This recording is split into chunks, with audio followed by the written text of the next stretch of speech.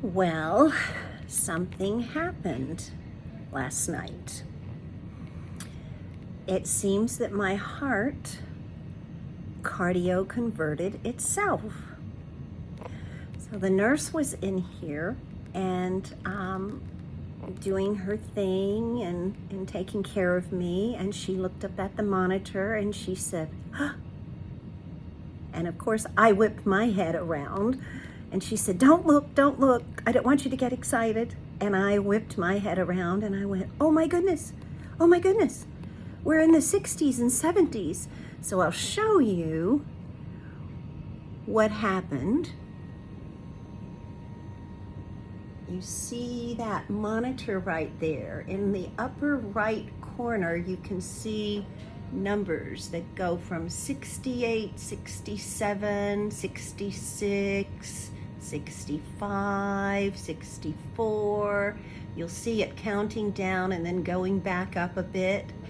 Well, that's my heart rate. And my heart rate it started out at 157. I hit 160 at one time, and then I sort of settled into the 130s for a while.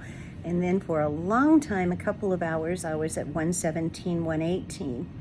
Well, this is called cardioversion. That was the procedure that I'm scheduled for today. And apparently, once in a while, a heart will do that to itself. It's not unusual.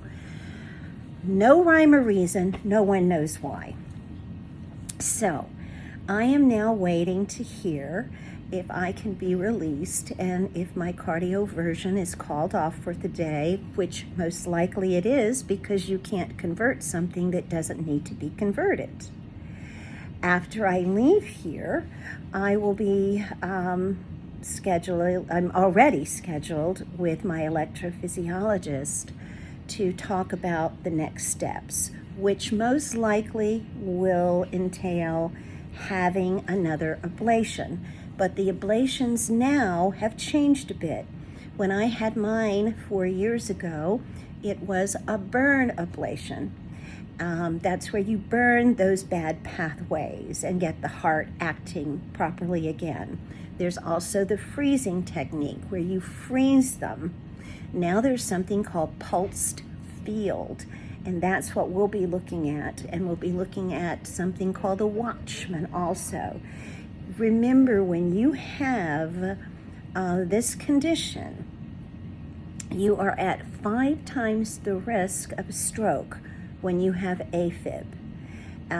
That's why it's to be taken very seriously. So fingers crossed, I'll be out of here today. I'll get to go home and rest a little bit, and then I'll take off to see my family and rest there and be around people, who will just cook for me and laugh with me and spend a nice weekend before life returns to normal next week. I'm fine. I have been thrilled with the care I have gotten at Grand Strand Hospital. These people deserve medals. They are the kindest, happiest group of people I have ever been around in any hospital. I just can't believe the positivity and the attitudes they have. Kudos to you, Grand Strand, who happens to also be very well known for their approach to heart and the care that they give to hearts. I couldn't be more blessed. I'll keep you updated as we go along because there's more to come, and I want to share it with you because there are so many people out there that are confused and don't understand aFib. I was there at one time. Now I feel like I could write a book on it. Love you. Talk soon.